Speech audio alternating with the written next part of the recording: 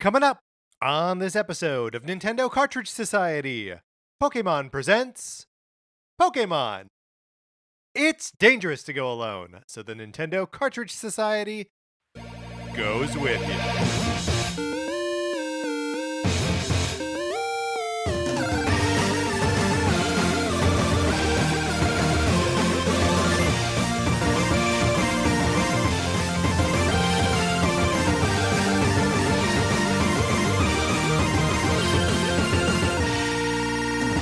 Welcome to Nintendo Cartridge Society. My name is Patrick Ellers, and I am joined, as I am always joined, by my co-host, Mark Mitchell. We've got a good show for you today. We are going to be talking about the news from the week, including a brand new Pokemon game. And then on Thursday, we're going to be seeing Mario Vision. We're going to be working through our grief with Mario Vision. But in the meantime, Mark, how you doing? I'm doing great. I can't believe we only have 1 week left of WandaVision. I'm kind of shocked at how much I have been enjoying it. Yeah, and we'll probably get into it more. Like, I imagine. So on Thursday's episode, we're going to be doing like Nintendo things as sitcoms and TV shows from the various decades, a la WandaVision. So we'll probably talk more about WandaVision at that time, right? And go like full spoilers through like what we know. Look, this episode is safe. If you haven't seen any WandaVision right now, this episode right here, safe. No spoilers. What even is WandaVision? No one knows. We're definitely not going to tell you. Mark, did you watch the Golden Globes at all? I did not watch any of the Golden Globes. Did you? Yeah, I mean, Sarah always likes to have the award shows on, and for every single one of them, I'm like, I'm not watching this. This is stupid. And then I end up watching most of it. It's the glamour of Hollywood. You can't look away. It's true. It's like a car crash. Yeah, it is oddly comforting to see everyone struggling with the same like production from home Totally. kind of things, and like dropping calls and lags and stuff where it's just like, okay, we're still against all odds, we're still all in this thing together. So it was weirdly comforting. Speaking of weirdly comforting things, my copy of Sonic Forces, would you like to borrow it? You can. All you gotta do is email us at Nintendo Cartridge Society at gmail.com and give us a mailing address where we can send this to you. I put your name on a list. You get to play this thing. But look, that's borrowing my copy of a game is exciting. Mark has got an even more exciting giveaway. That's Mark, right. Why don't you tell him about it? Yeah, we're giving away a copy of Tokyo Mirage Sessions Sharp FE Encore. I realize I've never been including the Encore part of it, which is of course what it's called on Switch because it is a re-release of the Wii U game. But we're giving away a copy, or I guess a code for the US eShop for Tokyo Mirage Sessions Sharp FE Encore. Encore, yeah. And it's going to be a random giveaway, and in order to enter the contest, all you have to do is send us an email to Nintendo Cartridge Society at gmail.com. And in the subject line, the subject should be Sharp FE, and include in the body of the email who your Mirage would be. And a Mirage is like somebody who is your avatar in battle, somebody who gives you power. And send that to us by March 15th. We'll take all the entries. We're going to randomly pick one, and we will send that person a code for Tokyo Mirage Sessions, which I'm excited about because I'm hoping I can have a dialogue with this person. I don't know anybody else who has played this game, and so I'm hoping that they enjoy it enough to continue on so we can be discussing it. Very good. And I mean, Mark, I'll ask you about it when we get into the next segment, so you can talk about it. That's right. I could talk about it, but we can't we can't compare experiences. Too, right? Yeah. And again, I'm loving all the emails that we're getting so far, and all of the descriptions of who your Mirage would be and why. Again, the quality of your writing about your Mirage or your pick for Mirage has no basis on whether we select you to get the giveaway or not. But the more thought you put into these things, the more I enjoy it. So keep doing that for me, if for no one else. I honestly don't know who else you would be doing it for. Just for the two of us. Mark and I will enjoy it. All right, Mark, let's get into what we've been playing this week.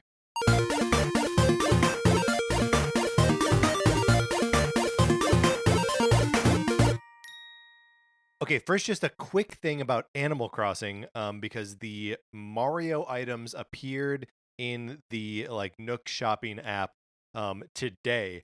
There are a ton of them: Mario hat, Luigi hat, Princess crown, Wario. Did I say Wario hat? Also, mustaches for those three guys. Also, outfits for those three guys. Coin blocks, thwomps, everything. So much stuff, but as always, you can only buy 5 of them per day because you're like ordering them from the catalog. Mm. So this is just me saying like, hey, if you want to get on this, if you want to participate and get all the Mario stuff, I didn't count it. There's got to be like 40, 50 Oh, items. wow. Like, you're gonna need your days. You're gonna need to maximize your time and like just order all these things to make sure that you get them all. Does everything cost bells? Yeah, Got yeah, it. everything is bells. And is it expensive?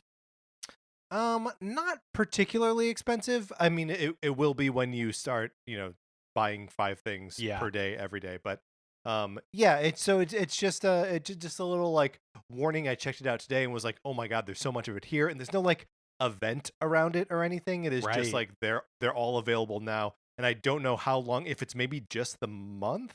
Yeah, that wasn't clear to me either. Like, is it a limited time thing, timed to the 35th anniversary, or are they just in the game permanently? Yeah, I mean, I would get because they're in there under like the special items, right? Mm, So mm-hmm. or like the timed items, the seasonal items, I guess. Oh, got Um, it. Okay. and So so yeah. knowing that you only have, or knowing that you can only get 5 per day, what did you zone in on? What were like the 5 that you chose to do S- first? So I wasn't so much playing as I was watching Sarah Oh, play. got it. Uh Um, and just being like, "Dude, get to the Mario items. I want to see the Mario items. huh. Wait, can you both buy? Can she buy 5 and you buy 5? Mark, you're reading my mind. Of Okay, course we got it. can. Okay, great. So I actually don't know which 5 she bought. I know that she did pick 5. I will ask her about them, and I will buy 5 different today, so we can get these Mario things just as efficiently as possible. But I mean, also like think about it. You don't want one question block, right? You don't Right. want one. Like you want multiples of all these things. Well, especially because the like tubes, the Yeah, pipes, you have yeah, to buy, Mario's famous tubes. No, the yeah. pipes, That's the right. pipes. I, I I was here to go along with it. Mario you, does pipes, tubes, whatever. you I assume they don't come in like a set. It's like you That's have right. to buy 2 of them in order to have like the warp factor. So that all is also limiting. Yeah.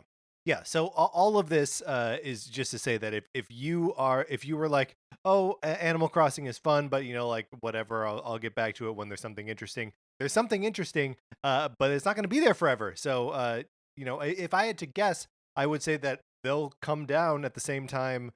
Super Mario 35 and Super Mario All Stars disappear at the end of this month. Mark, we're finally here. We're finally to the month where the special Mario stuff disappears. I know. I kind of forgot that was happening, and then I saw an article. I think it was on The Verge today. That was like, "Here's all the Mario games that are going away at the end of this month." I was like, "Oh right, that's right. Oh, That is right. happening." Weird. I should get back into Mario 35 because it's not going to be here forever.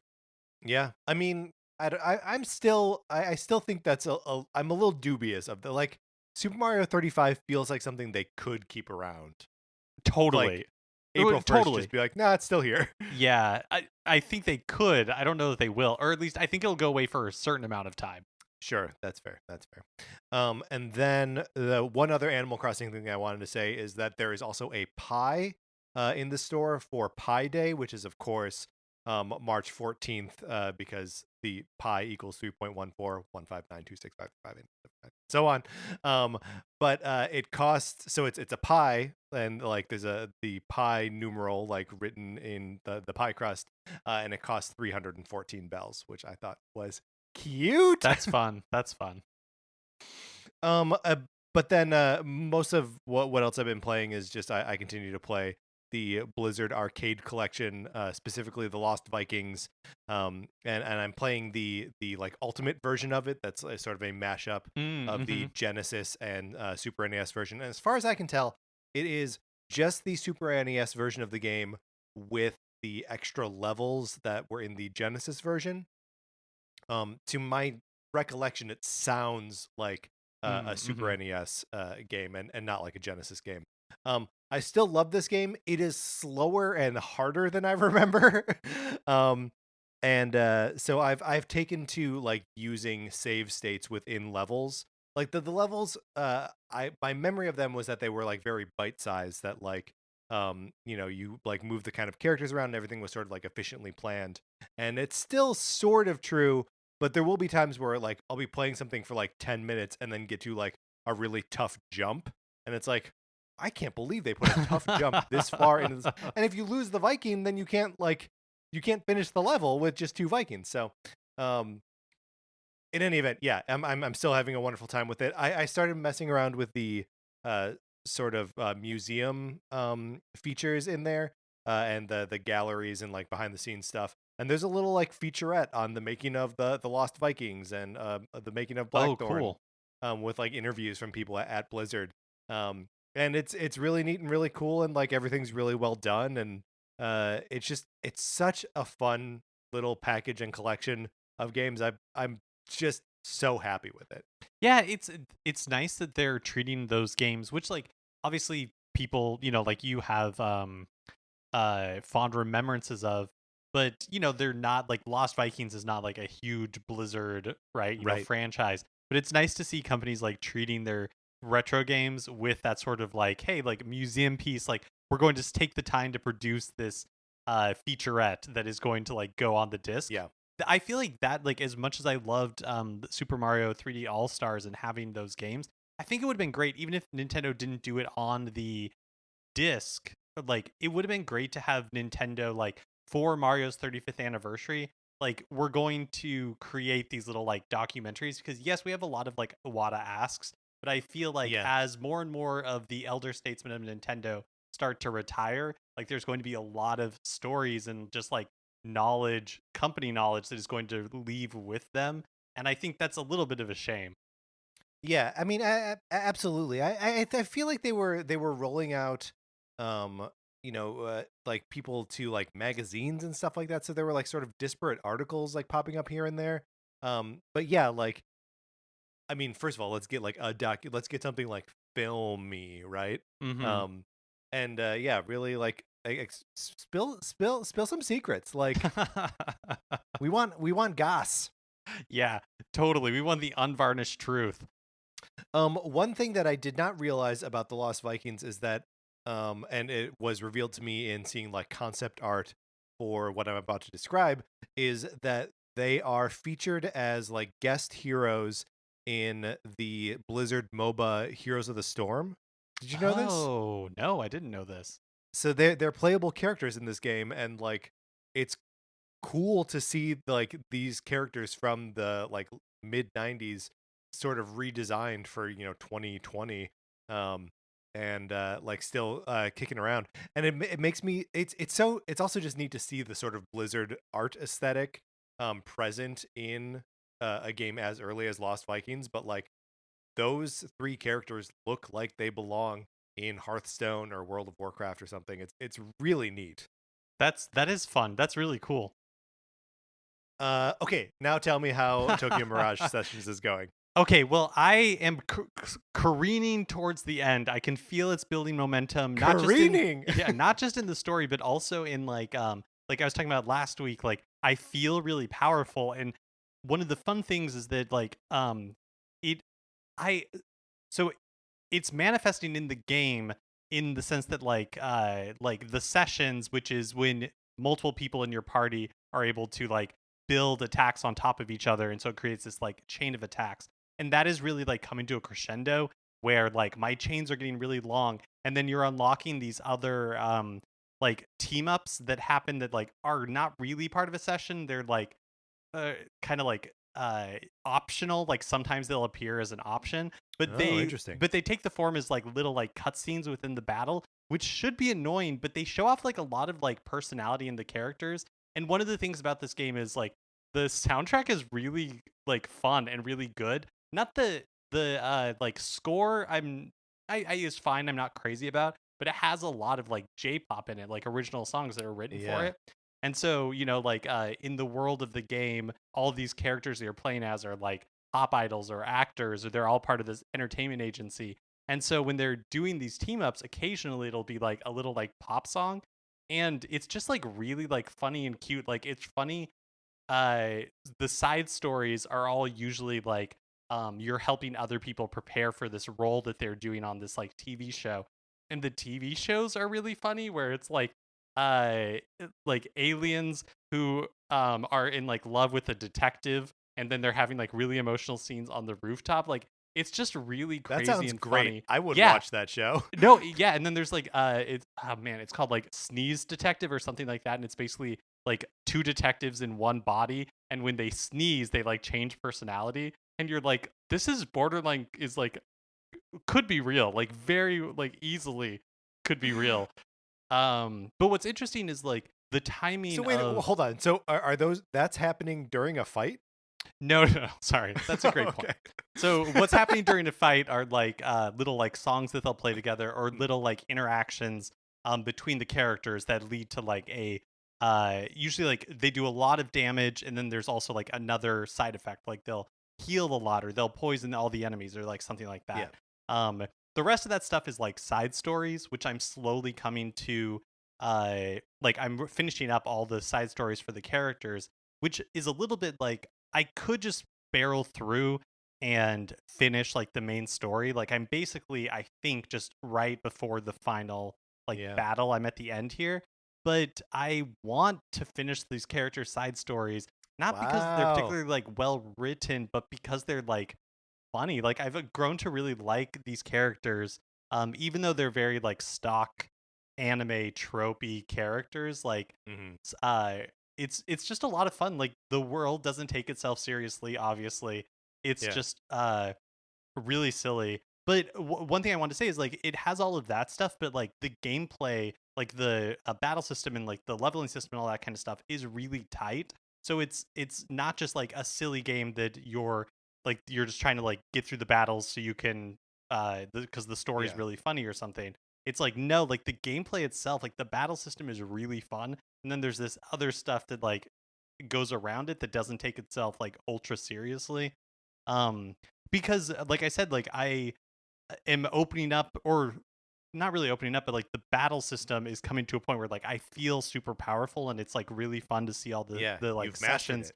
and combinations. And I think it's like that the game is like created very well, that it's like okay, yeah, like you can, I guess maybe if I have had done a lot of grinding, that I could have like leveled up these characters a lot earlier, so I would have hit this point with all the characters being really powerful like earlier. But by not grinding, it like paced itself really well. So like I'm coming to the climax of the game, and like the climax of my powers as well. It's just really fun. I am shocked how much I'm enjoying this game.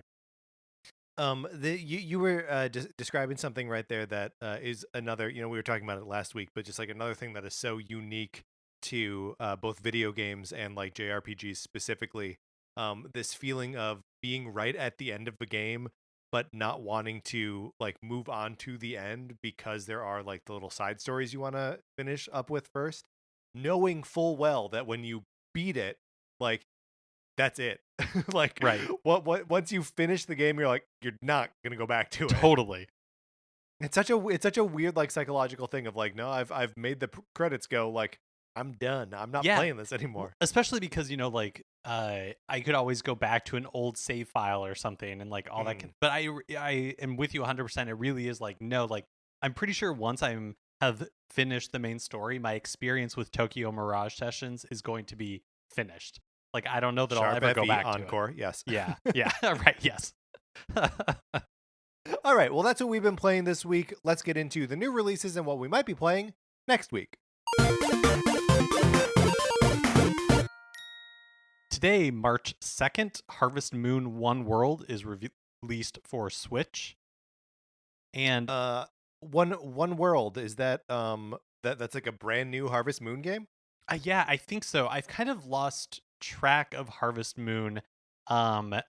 Pay more attention now to like Story of Seasons, which is Mhm. like the true Harvest Moon. And so because I can't remember exactly what the story is, and I think we've talked about it in the past, but basically Yeah. like the developers of Harvest Moon, they don't own the rights to that name out uh anymore. And so like it's been relaunched as Story of Seasons in the West, and then Harvest Moon in the West has just continued on its like own path. Um so I don't really know what the deal is with this Harvest Moon game. Yeah, I mean, it looks like it is. I'm just looking it up on. Well, I'm on Nintendo's website. I think it may just be coming to Switch, um, instead of across multiple platforms. Yeah, I mean, it looks like a Harvest Moon game. Someone planting crops, having a dog. Um, looks cute.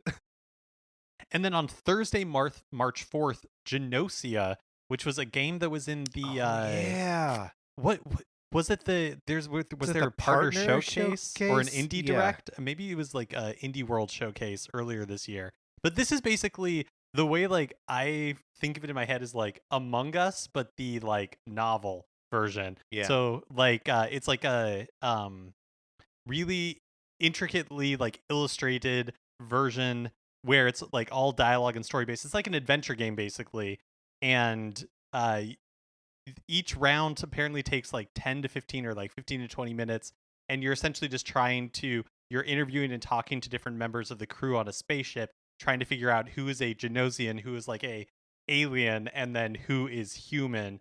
And apparently as you play more and more rounds of it, more of the story of like the world and what exactly is going on, like why you're caught in this time loop, begins to reveal itself.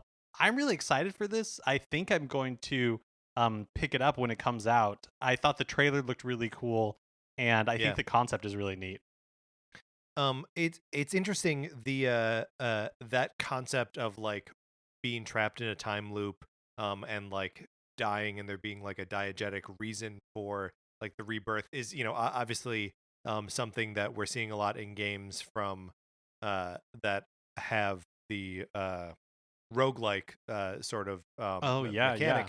mechanic. But there was a Sony State of Play last week, and I think there were three games that were like all presenting that as like a big feat, like Returnal, Deathloop, and there was a third. Now I can't remember it.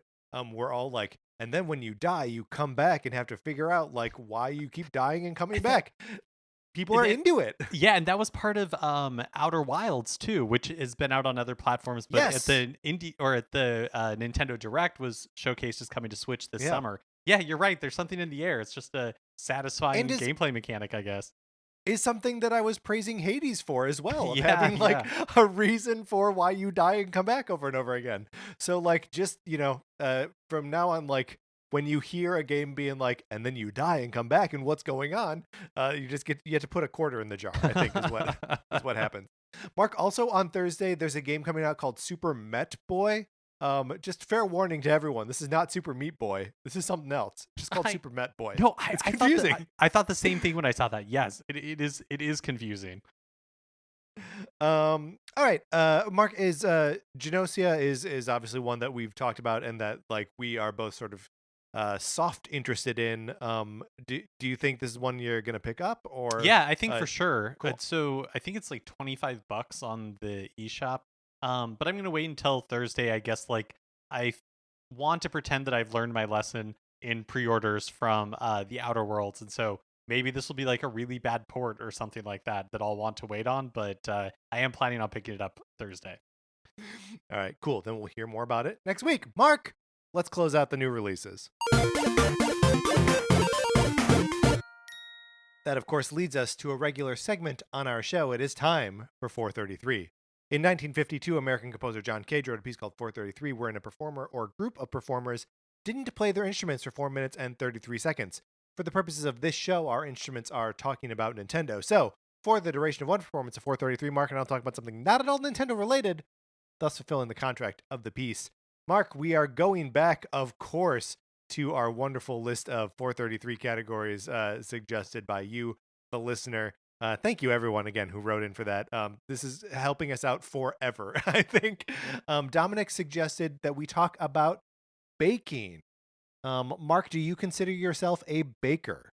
No, not really. I during like as since we've been stuck at home, like during the pandemic, there was a period where we were buying like the frozen Toll House cookie dough like squares, Yeah. and then we'd be making those regularly. But what we realized is like neither of us eat a lot of them, so we would be baking them for the joy for like I say the joy of baking, but yeah, like that's how we felt. Even though we were just breaking off frozen Right. cookie dough and putting it on a sheet, we were like, look at us. And so we were enjoying that part, but like we Mm. never ate them, and so it just kind of petered out. Yeah, anytime I suggest getting like frozen cookie dough, Sarah's like, we can just make cookie dough. Like she won't let me buy frozen cookie dough because she wants to just like make it. Do you guys have like flour in the house? Yes. So one of our early purchases in the like lockdown was from Golden Road like brewery and like the pub. They have like a um yeah, I guess like a brew pub kind of like place to hang out. And obviously that was shut down for months during this. And so they kind of turned their place into like a regular like where you could buy like grocery stuff. And I bought a 15-pound bag of bread flour from them. Oh, Um, whoa. that we use to make like pizza crusts and breads and cookies and stuff like that for months. That we still have some of it. I gave some of it to Ryan Mogi as well. Like we're just doing our best here. So do you guys have a bread maker, or do you No. like knead it and do everything by hand? Well, so we're not the when we make bread, when either of us make bread, it is almost always like a more like kind of cakey bread, right? Like a banana bread or a zucchini bread or something like that. Oh, got it, got Um, it. yeah, which is just like a sweet like loaf of cake, basically. And I would say the most complicated thing that we make is primarily Sarah. She makes the process, but we'll make pizza from scratch, which means like doing the dough ourselves and like making sauce from like tomatoes and like everything, doing everything from scratch. And that's the most like involved thing we do is make, or most involved thing we bake is pizza dough. Although I guess Sarah also makes bagels. That's like I feel like that is next level baking. Yeah, because you got to boil and bake. Like there's a lot going on in bagels. Was your family like growing up? Were you guys like bakers? No, no, not at all. I mean the I don't ever remember my mother baking anything other than like a Betty Crocker like sheet cake, right? Like from Mm-hmm. the box. Yeah, my mom would make stuff like she has really good pies and cinnamon rolls and stuff like that.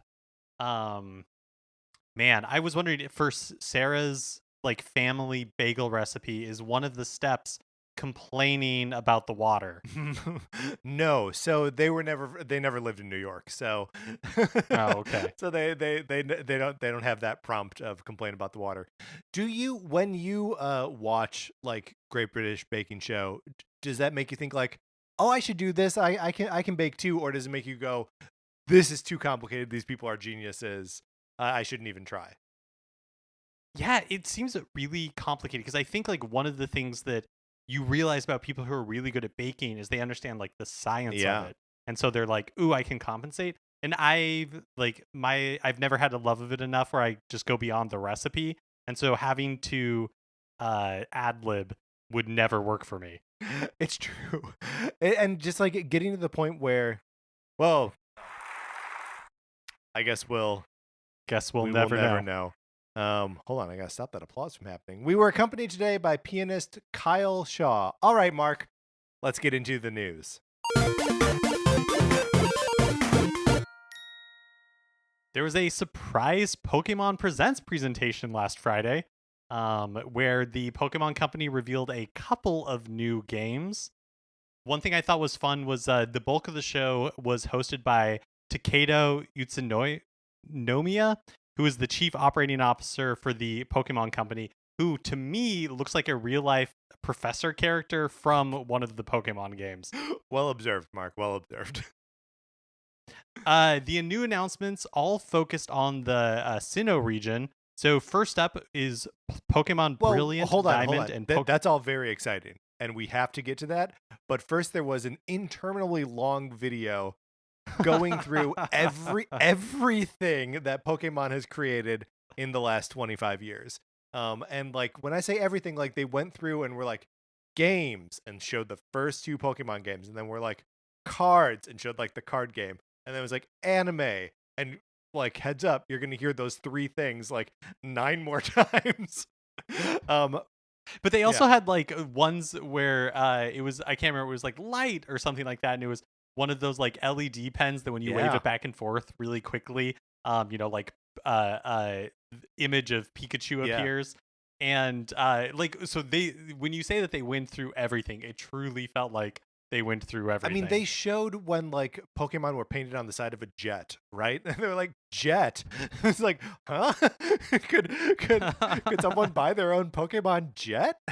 But one of the things that really like stuck out to me from this part of the presentation was just how like in the hardware and like like stemming from the hardware Pokemon is, right? That they have like this card reader, they have an attachment so that you could plug your GBA into a phone so you could trade with people non-locally. And you know that this like light wand thing that you're describing, like there are just so many weird new novel ways to interact with your Nintendo consoles and your handhelds with Pokemon as a property, um, that I guess I just sort of like forget about, or maybe is like starting to fall a little bit out of fashion. You know, they released the Pokeball controller with Let's Go Pikachu and Eevee, but there hasn't been something like that since, to my knowledge. Yeah, that's true. I guess that was only a couple of years ago, though. But no, I think you're right. Like, one of the things that's interesting about that first video is, like, obviously with the original Game Boy, there were the connector Yeah, cables, so you could trade that way. And then, but you see, like, as the generations advance, like, the hardware needs to do less and less like custom stuff for the trading to sure. work. Like with the Game Boy Advance, they had like little like I wonder what technology you used to do it, but basically you plugged it was like a game pack that had like a big attachment at the end that you like plugged into Into your your computer or Game Boy something. Advance. No, it was into your Game Boy Advance, and then you could trade wirelessly. Mm-hmm. Um and so, but then like by the time you got to the DS, you had like Bluetooth, and you had Wi-Fi and like that kind of stuff. So the need for those custom solutions became less and less, and now it all just kind of like lives in the cloud, right? You have Pokemon Home, where all of that stuff can I'm live. just saying there's a whole like arm of the Pokemon company that is used to making stuff, things, electronics, and they're not doing it right now. Or they are and we just don't know what they're doing. Yeah. Um, okay. Also, another thing that like not necessarily related to this, but like when they said we talked in the past about a virtual Post Malone concert for Pokemon's 25th Yes. anniversary. I assumed that like the virtual was referring to the fact that it was happening online, but I think that it was virtual in the sense that like Post Malone, it was like an computer generated version of Post Malone giving a concert. It's so weird. This was another like another beat on the like list of Pokemon like products. Was there was one where it's like Pokemon concert show or like VR concert show. And I didn't even know Pokemon was doing like VR events.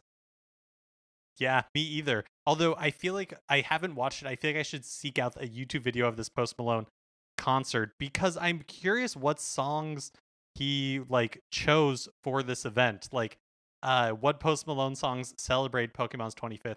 I still believe that it is possible that by the end of Pokemon's 25th anniversary year, we're going to have one of those like in the 90s it was really fashionable for celebrities to get together and create like a charity song Sure. and sing it all together, and like the I think of proceeds. that as an 80s thing. That like Live You Aid think of that as and an 80s like thing? We Are the World and Do They Know It's Mm-hmm. Christmas? Like that's all like that's all late 80s stuff.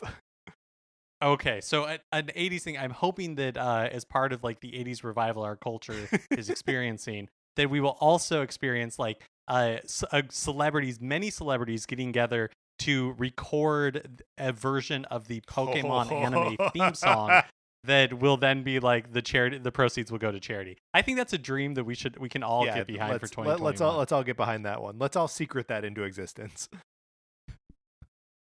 So the new game announcements, they're all focusing on the Sinnoh region, And so first up is Pokemon Brilliant Diamond and Pokemon Shining Pearl, which are announced to be released in late 2021, so later this year.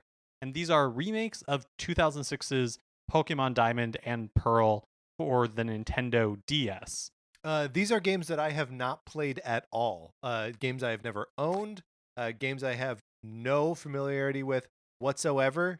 I like the starters. I think they're good as far as starters go. Um, they're the Turtwig, the Chimchar, and the Piplup. Those are all cute ones. So, I mean, and speaking of cute, should we just go right into talking about like the art style of this game? Yeah, because I think that's like one of the big. Okay, because basically, Yeah. like a Pokemon company has done remakes previously, but when they did those remakes, what they did is they took like the original games and put them into the latest game Yes. engine, right? So they would take like the uh red and blue, like the Game Boy game, but they would update it to like The Gen 2 style. Nintendo Yeah. DS grab. Yeah, exactly. Like whatever it is. And so this remake, they are not doing that. They're not taking Diamond and Pearl and then making it in the style of Sword and Shield. They're doing more of like a Link's Awakening type thing where seemingly it is going to be like a very faithful, almost like one-to-one remake of Diamond and Pearl. It seems really cute to me, and like I'm interested in them exploring like this kind of aesthetic for because I feel like you could remake because this is Gen 4, right? That you could easily do the previous Pokemon games in this exact same style, and they would all be like fun and interesting, like a way to revisit those old games with just like a modern coat of paint. Which I feel like is something that people want so frequently, right? Is just like a streamlined, nicer looking version of the same game that you've played a million times before. Yeah, it's an interesting line to like needle to thread, I feel like, because I think it's interesting that they're not I think it makes sense that they're not doing like a Sword and Sure. Shield because I think like that is a huge project to bring it to that level of fidelity. But I think I'm surprised that they're not going like a Let's Go route either, even if they're not like because Let's Go I thought was a good looking Yeah. game, and it still followed Blue and Red to like fairly faithful degree of fidelity. And so it's interesting that they're like kind of staking out a third path for these remakes because you're right, it has a much more like I feel like the word is overused by me because I have used it to describe a lot of stuff, but like chibi style, like it's like it takes like the kind of like squat, Yeah. um, really round characterizations that were on the DS, and then just kind of like translate it fairly faithfully To to like the polygons and stuff. Switch. Yeah. Yeah, with just like absolutely enormous heads and tiny, tiny bodies. Everyone's a Funko Pop, basically. Yeah, exactly. Um, it also like, and this is not something that I noticed. Just like articles afterwards. So there's already been like a third version of Diamond and Pearl, which was Pokemon Platinum, and it's kind of like how Pokemon Yellow was a combination of Red and Blue. Platinum was a combination of Diamond and Pearl, and it looks like even though these are like all they've told us so far is that these are remakes of Diamond and Pearl. It does look like apparently that there are aspects of Platinum that are going to be in it. So it'll just be interesting to learn like a little bit more about this. I'm in the same boat as you, Patrick. I never played either of these games. I'm not familiar with them at all. So if I pick one of these up, it would be an entirely new experience to me. Yeah. So I wouldn't be spotting that like, oh, that wasn't in the original game or anything like that. And I feel like that is a like the lane that these products are in, Yes. right? Where it's like it's a faithful recreation for the fans, but then for people like me and you who've never played it, if we decided to pick it up, it would be like a proper reflection of what these games originally were. I do think it's interesting that they are including platinum content in both of these games, because it seems like probably what they really wanted to do was do a remake of Platinum, but wanted an excuse to sell two versions, right? to to still keep Yeah. like the exclusives to whatever, the Brilliant Diamond and Shiny Pearl, is that what it is? Shining Pearl. Yeah, no, that's a good point. And I think like the other thing that's interesting about this to me is that Game Freak is not developing it. Game Freak is Masuda from Game Freak is overseeing it. He's one of the co-directors on the game, but it's being developed by a company called ILCA Inc., who I think developed like Pokemon Yeah, Home, yeah, but I'm not that's right. 100% Yeah. on that. But I think this is their first time like um being solo developer on like a Pokemon project. And I think it's the first time that Game Freak is not like developing one of these remakes. And so I think maybe that also has something to do with the scope of it, where it's like, hey, it's kind of like a Yeah. faithful one-to-one recreation because it requires probably less like oversight than like developing a 3D version of these Yeah, games. that the bones are all there. It's just about, building the assets for it, making sure it runs right. Also, it clears a Game Freak up to work on the other game that was announced during this thing, which seems like a much bigger deal. Totally. So that is Pokemon Legends Arceus.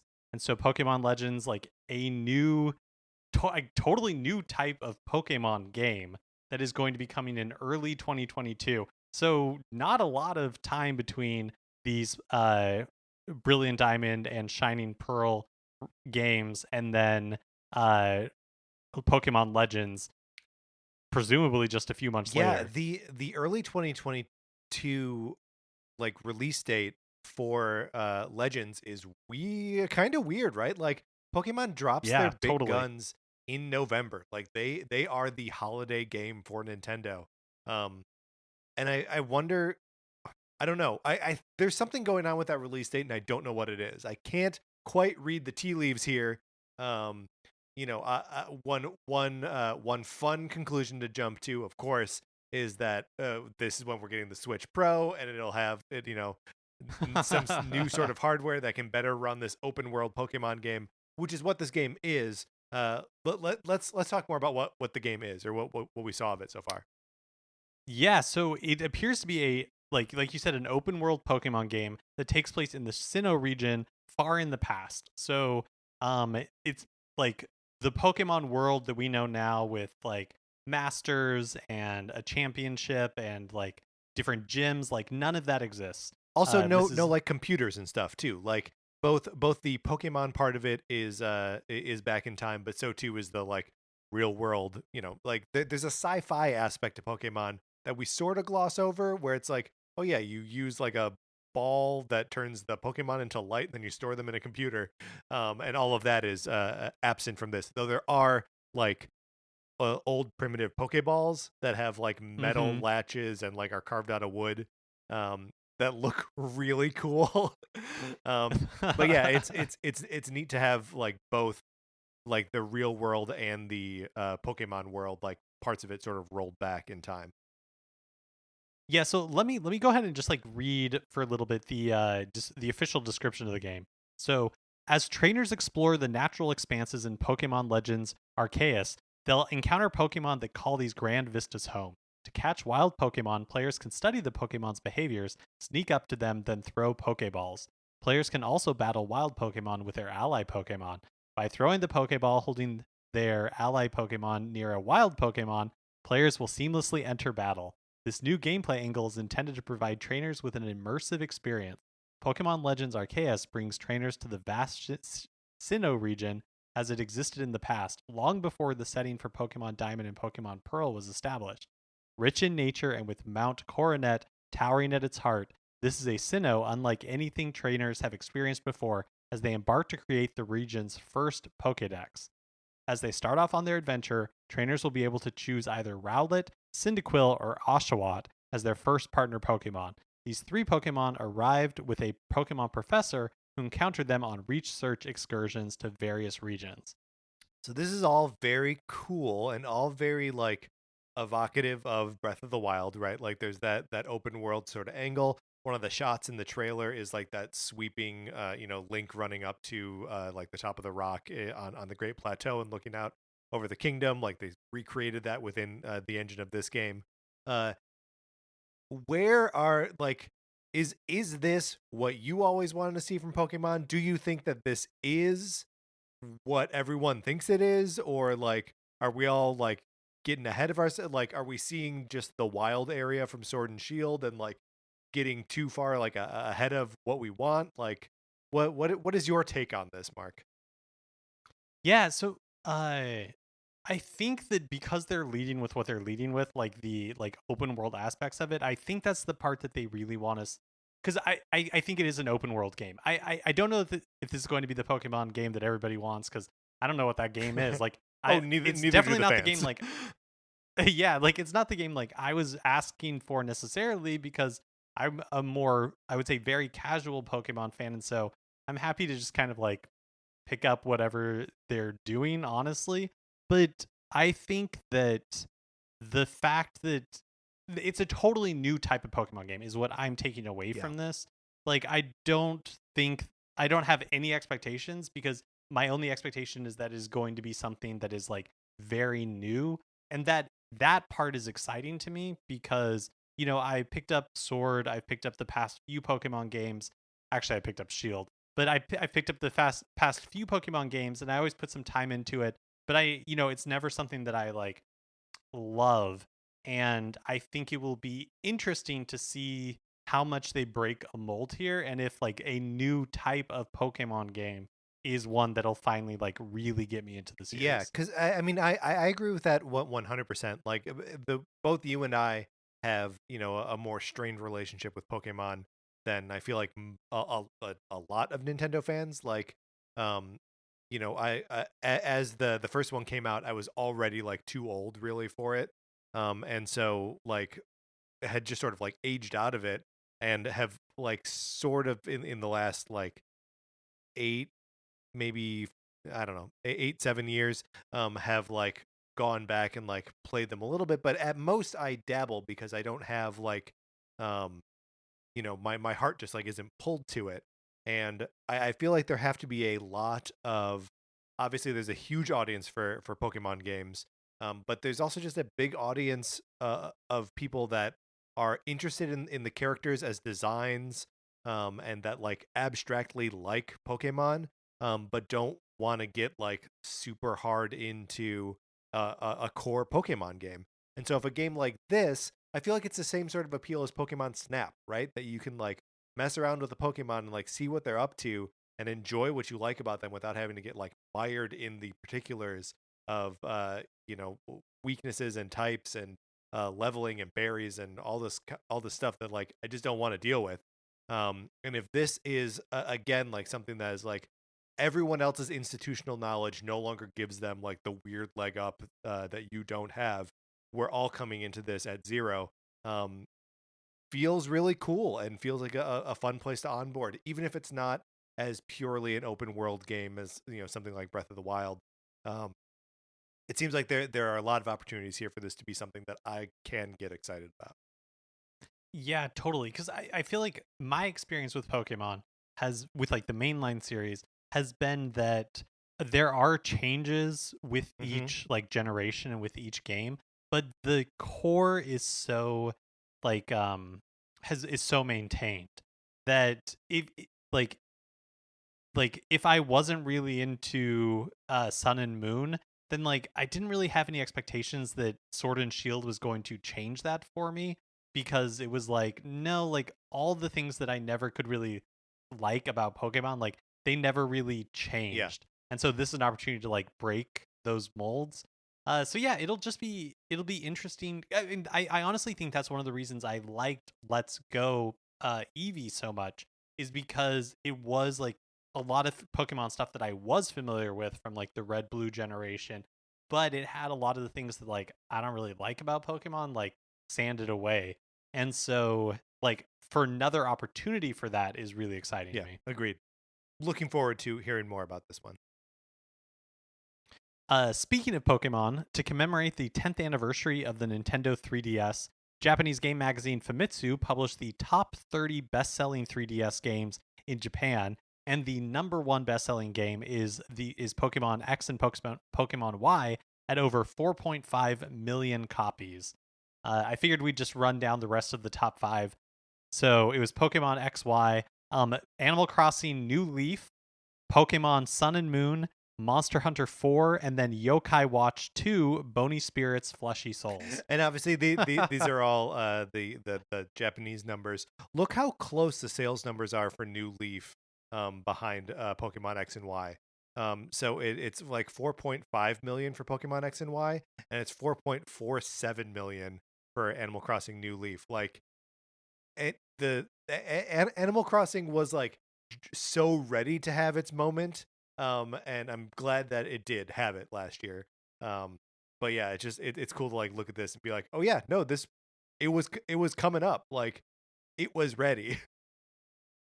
Also, just how quickly like Yokai Watch peaked Yeah. in Japan, because like Yokai Watch 2 here it is selling like 3 million units. Then Yokai Watch 4, which was released on Switch, I don't know the numbers offhand, but I'm not even sure it cracked like a million in Japan. Yeah. So that's a series that really like did its thing really quickly. Do its thing and get out. Last week we mentioned that Tony Hawk and Nintendo were teasing the reveal of Tony Hawk's Pro Skater 1 and 2 remakes for Switch. And just a few hours after we recorded on Monday night, that's exactly what happened. There's no specific release date for the Switch release yet, but we know that it's sometime in 2021. So there you go. Brand's getting cute, teasing something that then of course comes out. Are you excited for this? Like, have you played it on other platforms? Like, do you think you'll pick it up on Switch? I mean, I messed around a little bit with both of the original games on PlayStation and Nintendo 64. Always at friends' houses, never, like, which is the one where I can play as Darth Maul. Like I played that one a little bit. I don't know. Skateboarding games aren't totally my thing. Or I guess modern skateboarding things. I liked a lot of NES skateboarding games, as evidenced by our ABCs of Nintendo Sports episode. But yeah, it's been tough for me to get into skateboarding games in the last 25 years. What about you? Are you interested in this collection? I really loved Tony Hawk Pro Skater 1 for the Nintendo 64, which is what I played it Yeah. on. I think I will pick this up. Like, I'm excited to experience these again. I hope that they have kept like the arcadey Yeah. feel of the original games, because like I was never able to get into any of the more like simulation skating games. They require a lot of precision that I didn't feel like Tony Hawk needed. And Yeah. so I'm excited. Yeah, I am looking forward to it. It's one of those things where like um I'm sure by the time that it comes out on Switch, I can get it for significantly So cheaper much on other cheaper. Yeah. platforms. But so that's always something that you have to like keep in mind. Also, by the time this comes out on Switch, will Skatebird already be out? And will all other skateboarding Yeah, that's games right. have to hide in embarrassment because they're not Skatebird? Yeah, that's right. Skatebird leading, I think, the Tech Deck revival in the US for sure. Another update to a story we talked about last month, a statement from the board of Los Angeles Convention and Tourism Development Commission seemingly revealed that the in-person portion of E3 2021 has indeed been canceled. This is a quote from their report. Quote, E3 2021 canceled live event in 2021, working with production team on broadcast options at LA Live / LA Convention Center, working on 2022 and 2023 license. So at this point, the ESA hasn't officially confirmed one way or the other.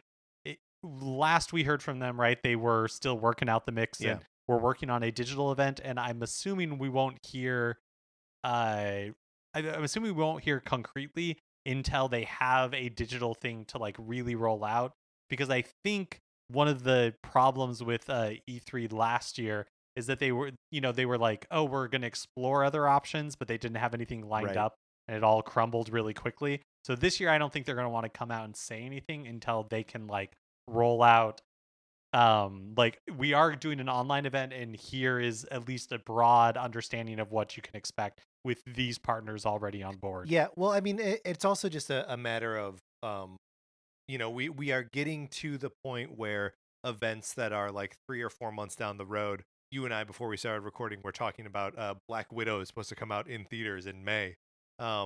and like, is that still gonna happen? And like we're getting to the point where like just a couple months off feels like maybe some in-person events may start to have, like, no one knows at this point. But like SDCC, San Diego Comic-Con, just today announced that they were going all digital with the possibility of a live component in November. So like I think as we see other like big conventions and stuff like that also taking this year off as well, that E3's gotta whether they have their digital event lined up or not, have to be like, yeah, don't book your flights, don't come to LA. We're not going to do it in person. Yeah, yeah, totally. Turok 2 Seeds of Evil, which is a port of the Nintendo 64 game, was originally released on Switch in 2019, but last week the game received a major update to include online Whoa. multiplayer. Plus, the online multiplayer is crossplay with PS4, with PC and Xbox being added later. I just thought that was kind of cool that like you get a free update to your game that you bought like that came out in 2019 that includes like online multiplayer, a whole new I functionality. assume that's like the with whatever like deathmatch kind of mode was in the original Turok 2. Yeah, that's what I'm assuming as well. I never really played any of the Turok games. I remember going to a friend's house and them having like one of them, and I do not know if this is true, but I remember being so terrified of that game that I have never revisited a Turok. The original Turok Dinosaur Hunter on Nintendo 64 made me so motion sick in a way that a video game, it would give me like awful headaches. In a way that like no other video game has. So I have got bad associations with the Turok games. There was a revival in I think during the 360 era, published by Disney actually, or like What? that was supposed to be pretty good. And I remember my friend picked it up and we intended to play it, but of course I never did. So my like not revisiting Turok games continues. But I think that one there was like a weird blip where it had a pretty good reputation.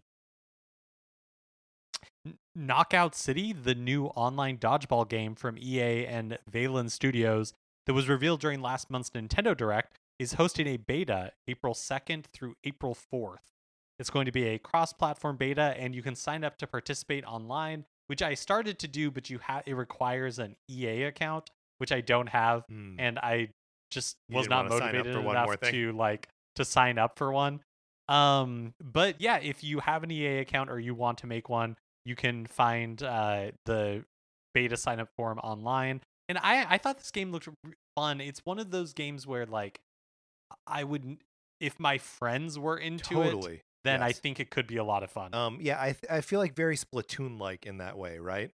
This was the game that was featured in the Nintendo Direct that had sort of a weird trailer slash like commercial where there were like Super weird. where there were like cartoon character, like they're characters from other games that don't exist, that were like playing this game. It was very strange. But the game showed up again in the PlayStation State of Play from last week, where they did not have that gimmick of of video game characters playing the game, and they just kind of showed off more of like the individual, like how characters are different, and how like one character can like turn into the ball that you like try to throw at someone, or like how to charge up dodgeballs, or all this sort of stuff, sort of digging into what else the game actually is. So I just wanted to bring up that state of play real quick because it for two reasons. One is that better look at Knockout City. But two, that state of play also revealed the PlayStation 5 version of Final Fantasy VII Remake, which is subtitled Intergrade. And look, I know that that's PlayStation stuff, and why am I talking about it? Because at the same time, Square Enix was like, "Oh, by the way, we made two more Final Fantasy VII games that are coming to mobile. One is a Final Fantasy. It's based on the Final Fantasy VII remake, and it's a battle royale. It's like a shooter where you're running around. It's called The First Soldier. And the second one, the other game, I don't really care about that one. This next one is the one I'm interested in. Final Fantasy VII Ever Crisis, which is a retelling of the events of all the previous Final Fantasy VII games, and also Advent Children, so the movie. And it's all done like in the battle system and gameplay style of the original Final Fantasy VII, but with like sort of touched up graphics. It's on mobile. I don't know why this wouldn't come to Switch, Mark. Why wouldn't this come to Switch? It feels like 2007 to me all over again, where we're like getting all of these Final Fantasy VII Yes. related projects and like spin-off games. It's out of control. I'm so look.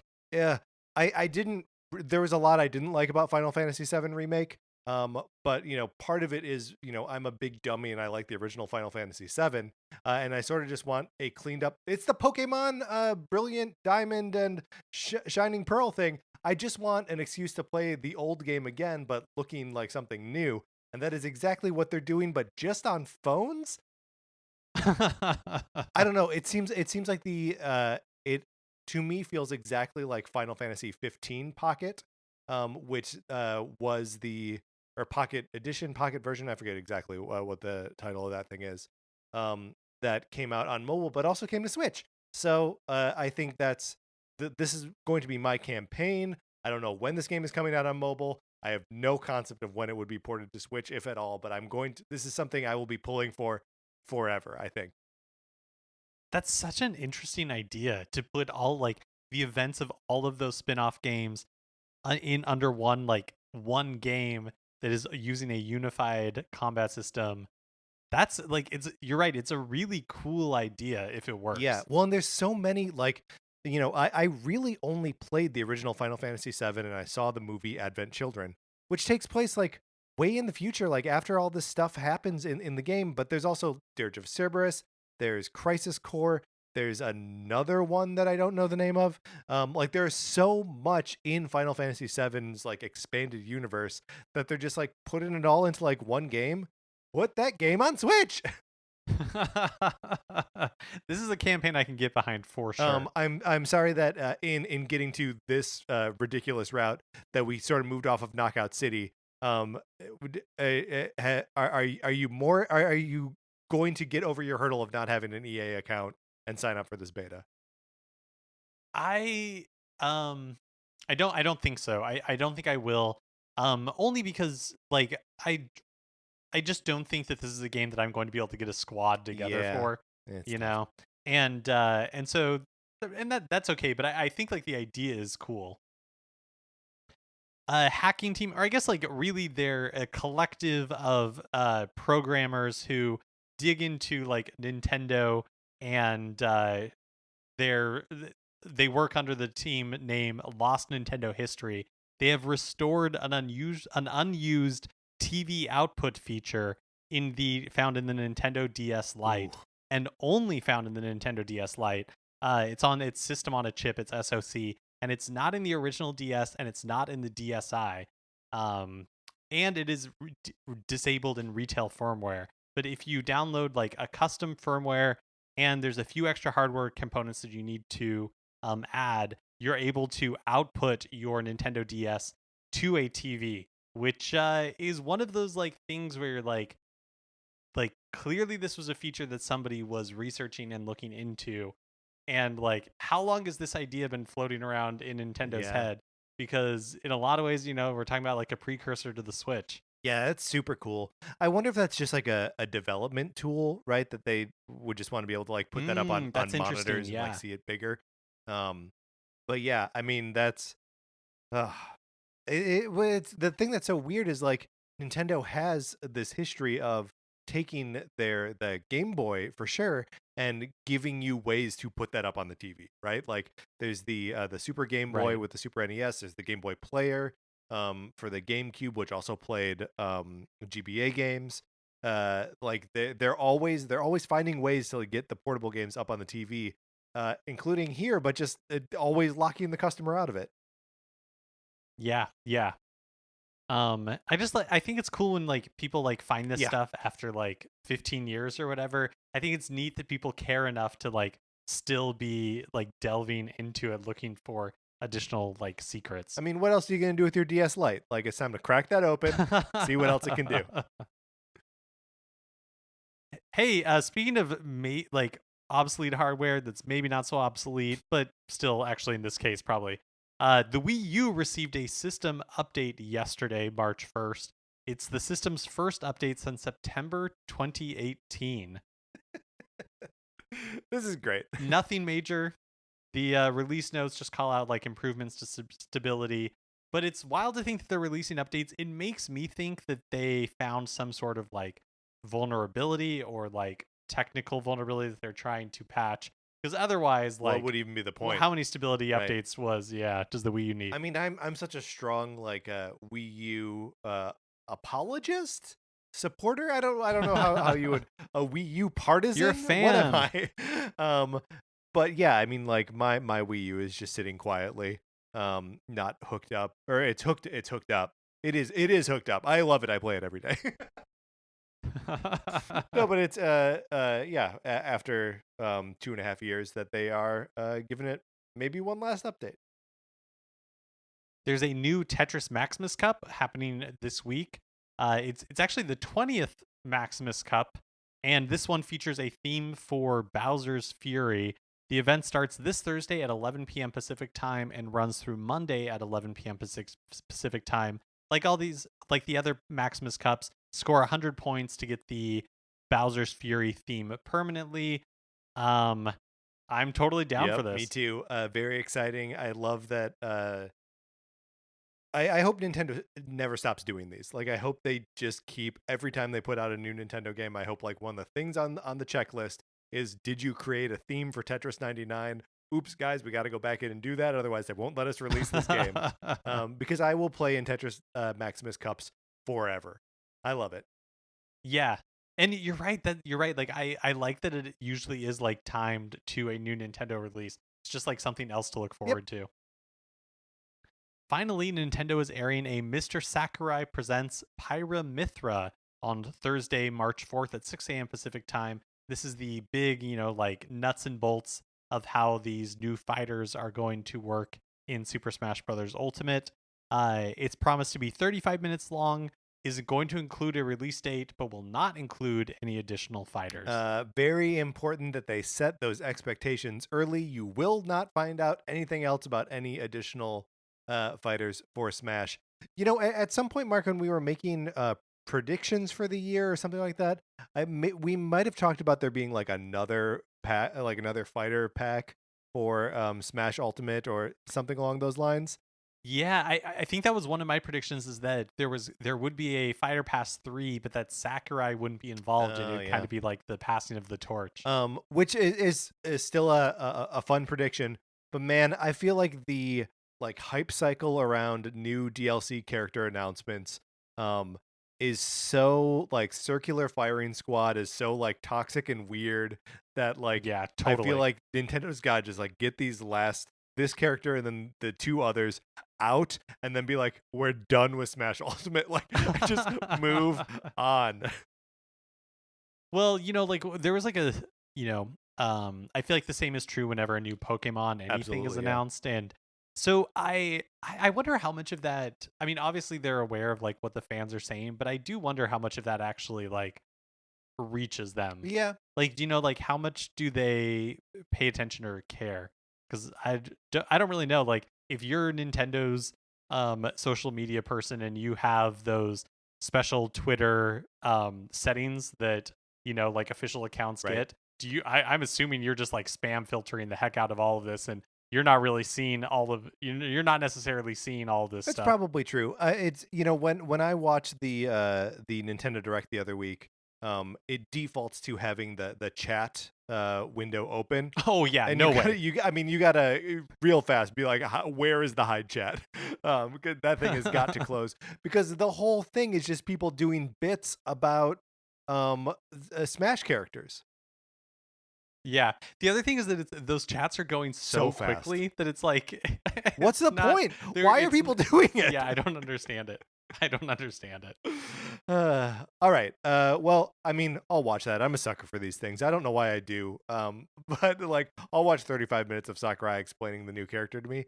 Are you still watching these things, or? I watch it. I watch like the intros, and then I will speed through it.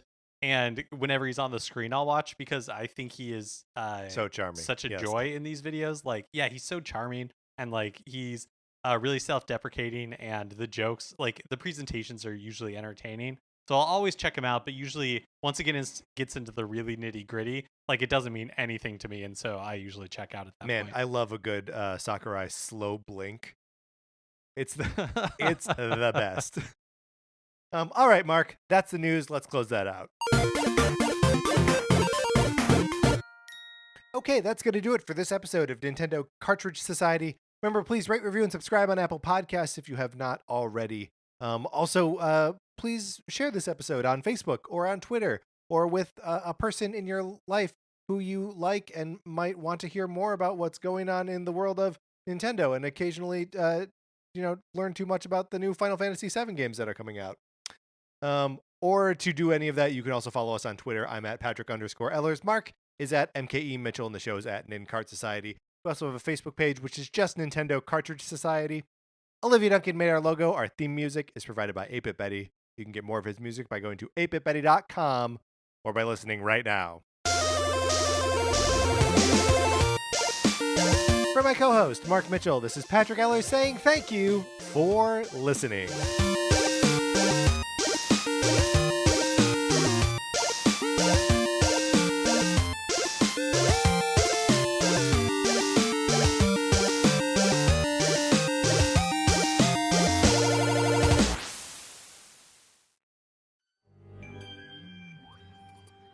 Ever wanted to hear from the neighbor at 9 Cloverfield Lane? Or what if I told you that Dr. Loomis's worst patient wasn't Michael Myers? I'm Adam Peacock, host of the podcast My Neighbors Are Dead. Join me each week as I talk to the lesser-known characters from your favorite horror films. Each week is an all-new, fully improvised journey into the unknown, featuring friends and luminaries from the worlds of comedy, horror, and beyond. New episodes every Tuesday on Campfire Media. Subscribe now on Apple Podcasts or wherever you listen.